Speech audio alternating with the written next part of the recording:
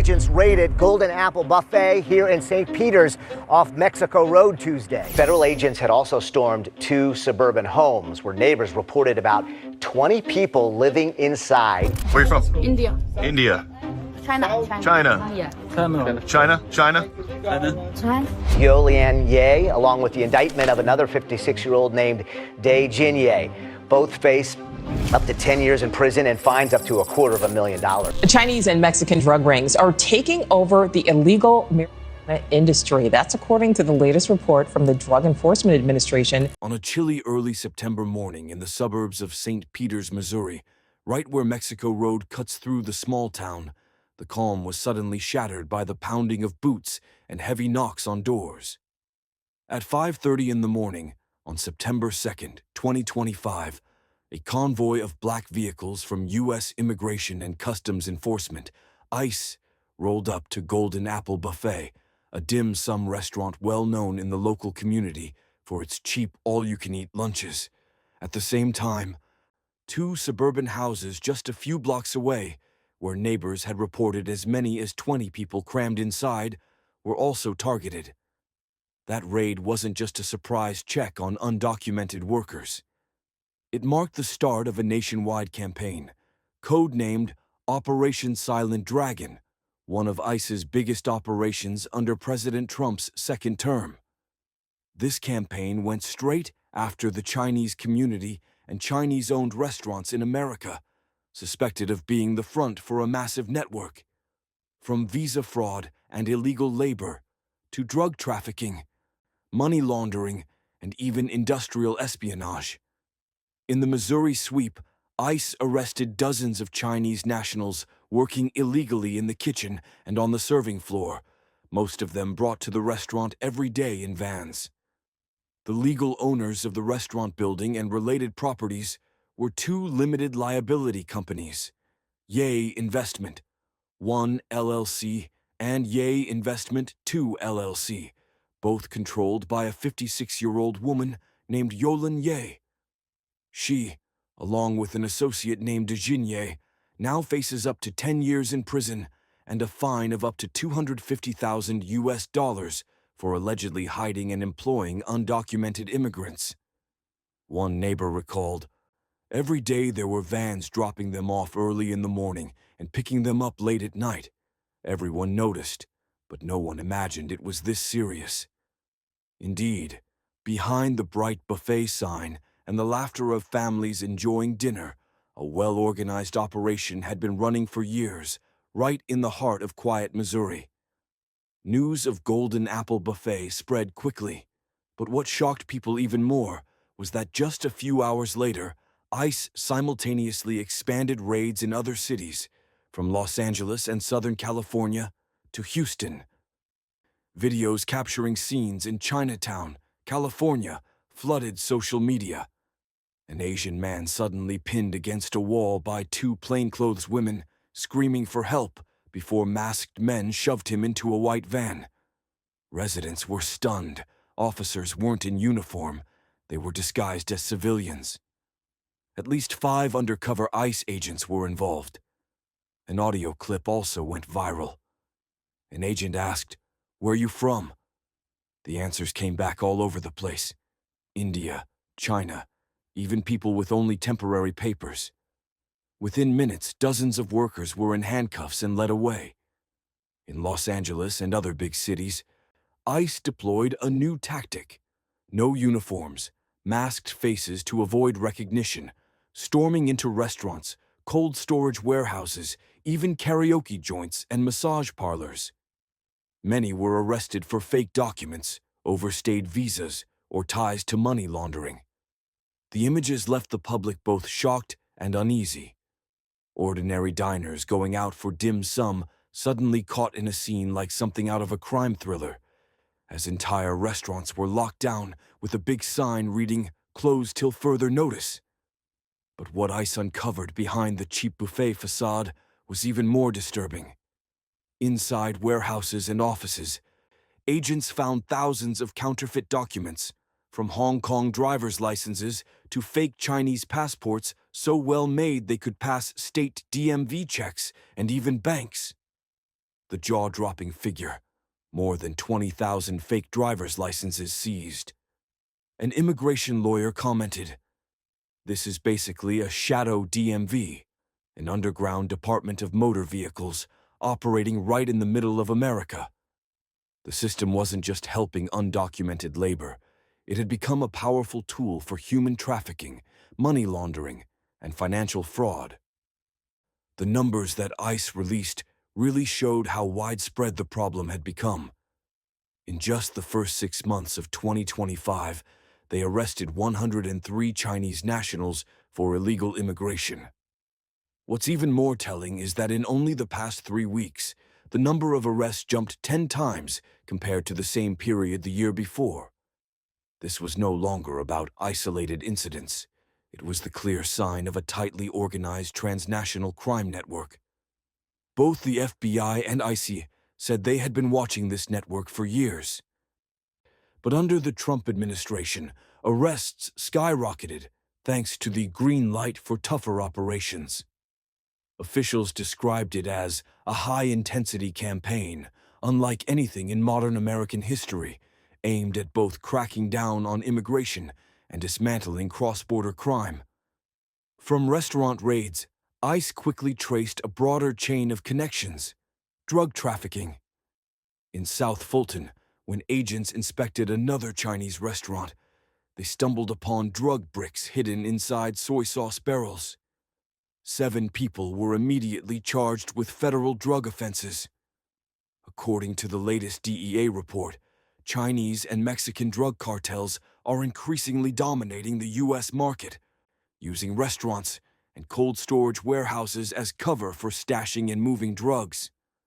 Smuggling routes run from Mexican seaports across Texas and then feed into the logistics networks of Chinese-owned businesses in America. It didn't stop there. ICE worked with local police to raid multiple karaoke bars, massage parlors, and nightclubs in Los Angeles that were running without licenses. 36 Chinese and Taiwanese nationals were arrested, many of them victims of human trafficking. They were crammed into houses owned by limited liability companies, forced to work for less than minimum wage, drowning in broker debt, and with almost no way out. Another link also came to light: underground banking. According to ICE, this network moved millions of US dollars every month, from buffet restaurants in Missouri to nightclubs in California or construction sites in New York, charging fees of 2 to 4%. It was a large-scale money laundering operation, turning the sweat of undocumented workers, the profits from drugs, and even sex work into clean cash flowing back to China. If it had only been about undocumented labor and drugs, the American public might have brushed it off as just another harsh immigration crackdown. But the latest findings made the picture much darker: espionage and national security. A federal grand jury in Virginia charged 2 Chinese nationals with smuggling microcrystals with radioactive resistance, materials that can be used in satellites and military hardware. In August of 2025, 2 others were arrested for exporting tens of millions of US dollars worth of sensitive AI chips to China. Another man, Yunhai Li, was caught stealing trade secrets, tampering with government records, and trafficking American medical data overseas. These charges brought back memories of the 2024 revelations about secret Chinese police stations operating in several U.S. cities. Now, the line between immigration enforcement and counterintelligence had almost completely blurred. ICE wasn't just catching undocumented immigrants anymore. It was also exposing hidden industrial and military spy networks. The immediate effect of these raids was widespread panic in the Chinese community. In Los Angeles, where Chinatown once bustled with crowded shops and restaurants, business dropped by as much as 50% in just a few weeks. Locals, especially Asian Americans, avoided the area, afraid of getting caught up in raids or simply unwilling to risk being randomly pulled aside by agents for papers. Smaller restaurants, unable to handle the financial strain, had no choice but to close permanently. Supply chains tied to Chinese markets and restaurants were also hit hard. One produce supplier in Los Angeles admitted, "My biggest clients were dim sum restaurants, but now they're not ordering. Every day I have to throw away tons of vegetables." It showed that the impact wasn't just contained within the immigrant community. It spilled over into the local economy. For the workers, the reality was even harsher. Many had nothing to do with smuggling or drugs. They were just undocumented immigrants trying to make a living. They worked 12 to 14 hours a day, sending money back home, but suddenly found themselves the main targets of the campaign. Some even had legal residency status, but were mistakenly caught up in large-scale sweeps, leaving families torn apart. Images of children screaming as they watched their parents being handcuffed and taken away showed up in the media, sparking a wave of outrage. Immigration advocacy groups quickly spoke out, calling the campaign blind and collective punishment because it didn't distinguish between actual criminals and families who were simply trying to survive. In some cases, unnecessary force by agents was reported. People slammed to the ground, tied up, even beaten, despite offering no resistance. On the other side, law enforcement emphasized that this was no time to overthink. The DEA presented data showing the rapid rise of synthetic drugs and fentanyl linked to the Chinese-Mexican cartel alliance. According to them, the very restaurants, karaoke joints, and construction sites run by undocumented labor had become pipelines for drugs, money laundering, and even espionage. "If we don't shut this down now," one DEA official warned, "we're going to face a disaster we can't control." Alongside the arrests, the U.S. government also ramped up deportation flights. By the end of the summer of 2025, ICE had organized a string of special charter flights. In Dallas alone, 122 people classified as high risk, including murderers, drug traffickers, rapists, bribers, and human smugglers, were escorted onto a plane headed straight for Beijing. Those images circulated across social media like a chilling warning. Convoys of buses carrying detainees lined up toward the runway, heavily armed agents standing guard, while immigrants kept their heads down as they climbed the steps of the aircraft. For the Chinese community in America, it was a terrifying sight, pushing many to stay indoors, avoid community events, and even hesitate to call family back home for fear of being monitored. China's reaction was equally fierce. Beijing's foreign ministry accused Washington of systematic discrimination, treating the entire Chinese immigrant community as criminals. An official spokesperson declared, "The United States is turning innocent people into scapegoats for its hardline immigration policies." Chinese state media went further, portraying it as a modern-day witch hunt. The U.S., however, stood firm. Federal prosecutors kept rolling out new indictments to prove the campaign was aimed at organized crime, not ordinary people. For example, in Massachusetts in June of 2025, 7 Chinese nationals, including Zhen Xiong, were charged with laundering more than 90 million yen a year through shell companies. Cases like this were presented as proof that national security was under direct threat. One of the most heated debates was about the blurring line between immigration enforcement and organized crime crackdowns. In the past, ICE raids typically stuck to undocumented immigrants, but Operation Silent Dragon went far beyond that. It was simultaneously targeting drugs, money laundering, and espionage. That raised the question, was the government using immigration as a tool to wage a shadow war with China? Some experts warned that as the campaign expanded without clear limits, it could easily spiral into a full-blown diplomatic confrontation, pushing already tense U.S.-China relations to a new level. Meanwhile, at the ground level, the ones most directly affected were poor immigrant workers. Many had come to America through brokers, owing huge debts, and were forced to work illegally to pay them back. Buffet restaurants, construction sites, and karaoke bars turned into invisible prisons, places where they were exploited, closely monitored, and had virtually no power to refuse. A woman from Fujian province, who asked to remain anonymous, described her situation after her husband was arrested. "He only wanted to work to pay off our debt. We had nothing to do with drugs or smuggling. Now I have no idea how to feed my children." Her words revealed the tragedy faced by thousands of families caught in the storm of politics and transnational crime. Within academic circles, two main viewpoints emerged. The first argued that the campaign was a necessary step. They pointed out that for years, Chinese crime networks had grown strong in America, taking advantage of the dispersion and secrecy of immigrant communities. A sweeping ICE crackdown, though shocking, was a signal that Washington was ready to confront the threat. The second warned it could be a double-edged sword. By lumping entire communities together with criminals, the long-term consequences would be broken. Trust, deeper social divides, and a rise in racial discrimination. American history had seen this before: Japanese internment camps during World War II, the anti-Chinese backlash in the 19th century. Those wounds never fully healed, and Operation Silent Dragon risked reopening them.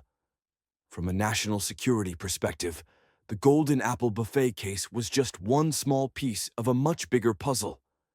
When ICE combed through financial records, they uncovered tangled money trails stretching from Missouri to Houston and all the way to Beijing. Companies like Ye Investment were only the tip of the iceberg.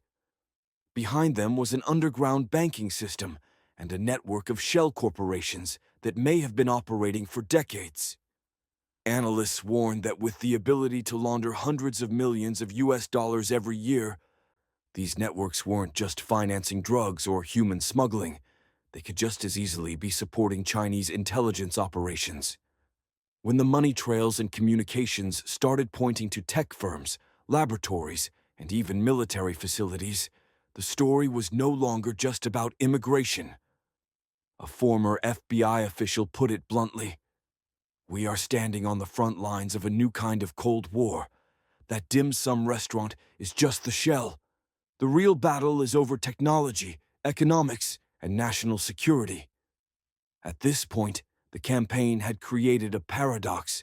On one hand, it was promoted as proof that the U.S. government was aggressively protecting its borders and its people.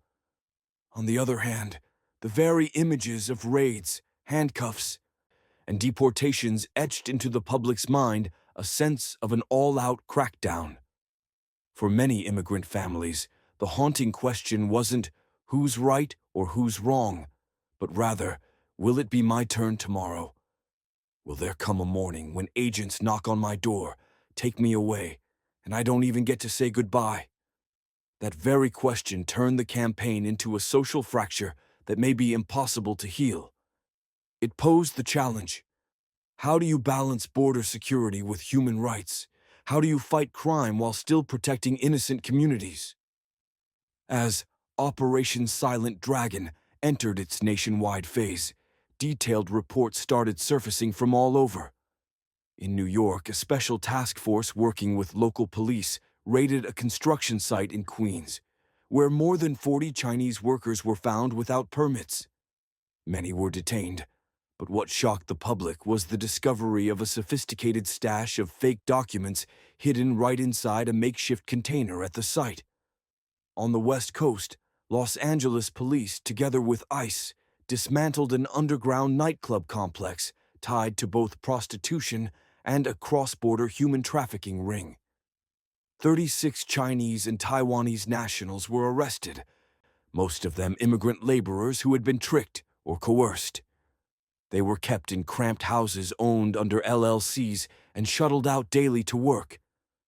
At a press conference, one ICE agent described, "These places are no different from modern-day labor camps.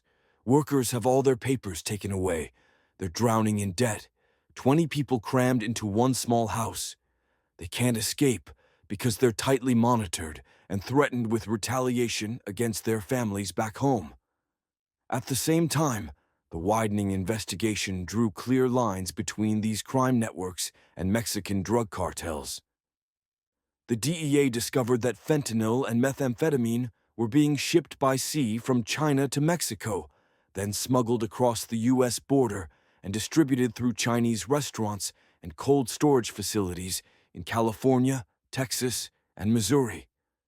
Drug packages were hidden inside soy sauce barrels, rice sacks, or even beneath restaurant floorboards.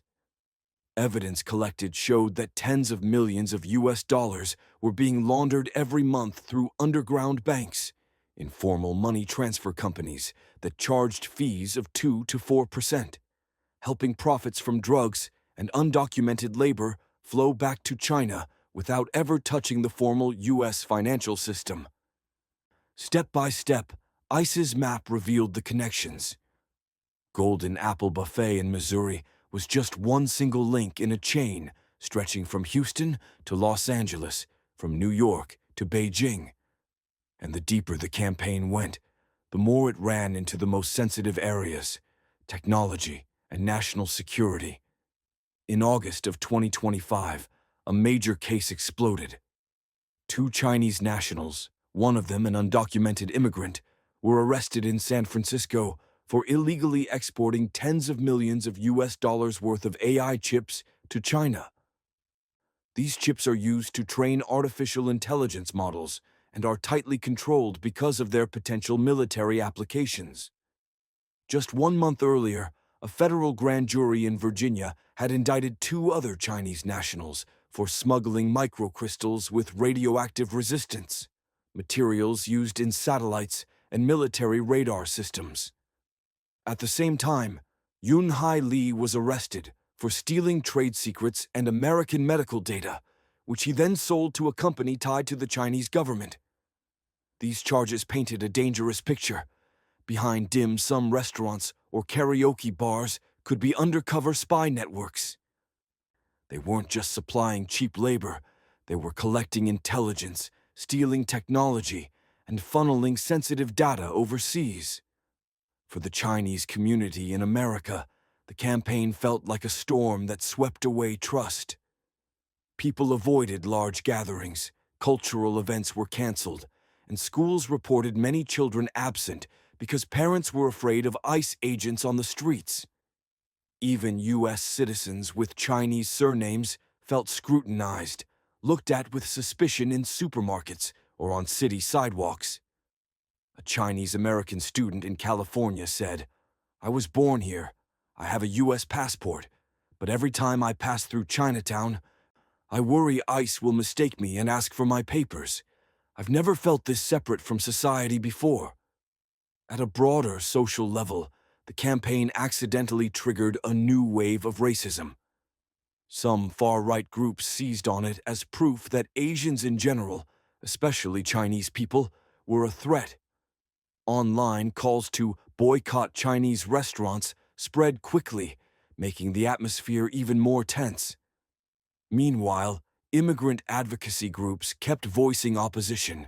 They insisted the campaign was sweeping up innocent people by the thousands, turning them into victims, while the real drug lords and spies often stayed too well hidden to be caught.